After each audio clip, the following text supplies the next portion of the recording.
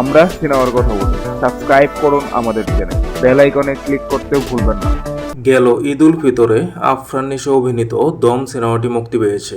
রেদওয়ান রনি পরিচালিত দম সিনেমাটি বেশ প্রশংসিত হয়েছে। এবার আলোচনা হচ্ছে ঈদ উল আজহায় আফরান নিশোর কোনো সিনেমা মুক্তি পাবে কিনা তা নিয়ে।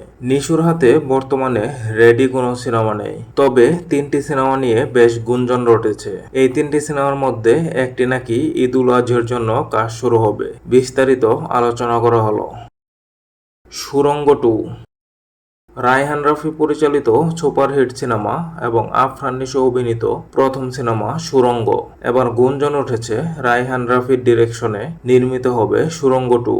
এতে সুড়ঙ্গ মাসুদের ভূমিকায় অভিনয় করবেন আফরান নিশো। তার বিপরীতে অভিনয় করবেন নাজিবা তুষি ও মাসুমা নাবিলা। পুলসিরাত পুনর্জন্ম খ্যাত নির্মাতা বিকি জাহেদ সিনেমা নির্মাণ করতে যাচ্ছেন। সিনেমার নাম পুলসিরাত। রোমান্টিক থ্রিলার গল্পের এই সিনেমায় জুটি বাঁধবেন আফরান নিশো ও মেহজাবিন, এমন আলোচনায় হচ্ছে বেশ কিছুদিন ধরে। ওসিয়ত এবার শোনা যাচ্ছে রায়হান রাফি ওসিয়ত নামে একটি সিনেমা নির্মাণ করতে যাচ্ছেন ঈদ উল আজহার জন্য। এতে নায়ক হিসেবে থাকবেন আফরান নিশো। বাকি কোনো কাস্টিং চূড়ান্ত হয়নি।